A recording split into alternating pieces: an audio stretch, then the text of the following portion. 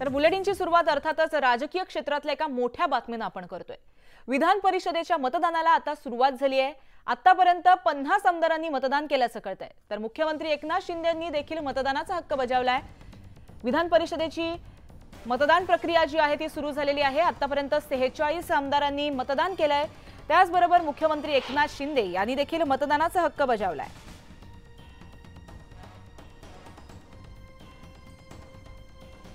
तर आपण ही महत्त्वाची बातमी पाहतोय। विधान परिषदेच्या मतदान प्रक्रियेला सुरुवात झालेली आहे। एक एक आमदार येतात आणि मतदान करतात। आतापर्यंत 46 आमदारांनी मतदान केलेलं आहे। यामध्ये मुख्यमंत्री एकनाथ शिंदे यांनी देखील मतदान केल्याचं कळतंय। साधारण 50 आमदार, आताची जी अपडेटेड आकडेवारी आहे ती 50 आहे। आतापर्यंत 50 आमदारांनी मतदान केलेलं आहे। मुख्यमंत्र्यांनी देखील मतदानाचा हक्क बजावलाय।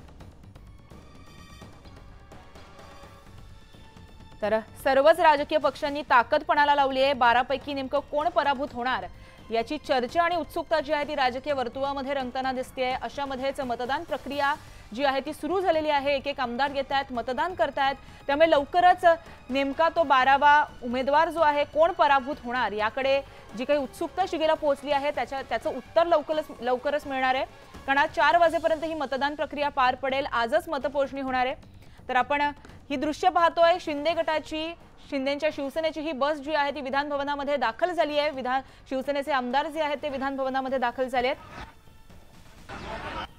विधान परिषदच्या मतदानाच्या प्रक्रियेच्या पार्श्वभूमीवरती मोठ्या प्रमाणात हालचाली जी आहे ते विधान भवन परिसरामध्ये होताना दिसत आहेत। आता शिवसेनेचे आमदार देखील विधान भवनामध्ये दाखल झाले आहेत। आपण तिकडची ही थेट दृश्य पाहतोय।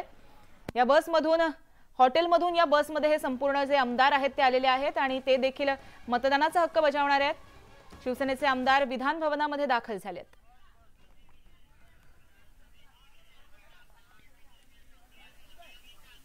तर आपण ही थेट दृश्य पाहतोय। शिवसेनेचे आमदार विधान भवनामध्ये दाखल झाले आहेत। आतापर्यंत जवळपास 50 आमदारांनी मतदान केलेलं आहे। मुख्यमंत्री एकनाथ शिंदेंनी देखील मतदान केलंय।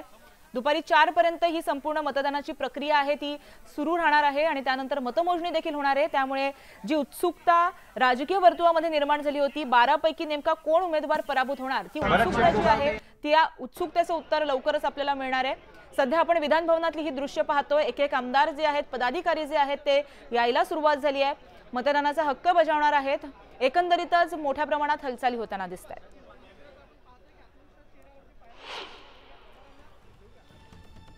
तर मतदानासाठी अजित पवारांची फिल्डिंग लावलेली पाहायला मिळते। प्रत्येक आमदारापाठी आता 2 जण आहेत। दगाफटका टाळण्यासाठी दादांनी याबाबत खबरदारी घेतल्याचं कळतंय। एनसीपी आमदारांचं गटागटानं मतदान होतंय। अजित पवारांनी चिठ्ठ्या ज्या आहेत त्या आता स्वतःकडे ठेवल्यात।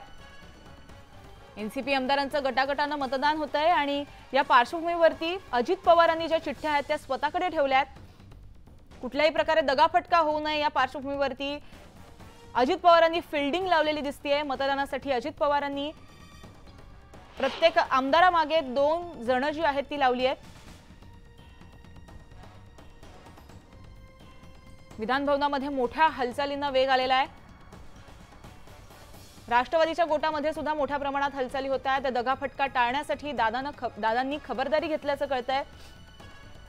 एनसीबीच्या आमदारांचं गटागटानं मतदान होतंय। त्यानंतर ज्या चिठ्ठ्या आहेत त्या अजित पवार स्वतःकडे ठेवतायत।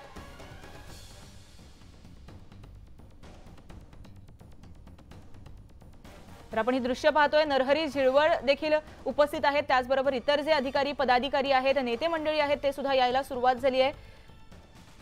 तर याबाबत आपण अधिक माहिती जाणून घेऊ आमचे प्रतिनिधी प्रणाली यांच्याकडून। प्रणाली, राष्ट्रवादीच्या गोटामध्ये मोठ्या प्रमाणात हालचाली होत आहेत। मतदान पार पडल्यानंतर ज्या चिठ्ठ्या आहेत त्या अजित पवार स्वतःकडे ठेवतात असं कळतंय। काय अपडेट आहे सध्याची? सगळ्यात जास्ती मतदान आतापर्यंत जर कुठल्या पक्षाचं झालं असेल तर ते राष्ट्रवादी अजित पवार गटाचं सगळ्यात जास्त मतदान झालेलं आहे। त्यांचे अवघे 6 ते 7 आमदार शिल्लक राहिलेले, ज्यांचं मतदान अजून शिल्लक राहिलेलं आहे। परंतु आपण एकूण मतदानाची प्रक्रिया बघतो आहोत। सगळे आमदार जे आहेत ते अजितदादा पवार यांच्या दालनात जात आहेत। तिथे त्यांना जे मार्गदर्शन करायचंय ते मार्गदर्शन केलं जातं।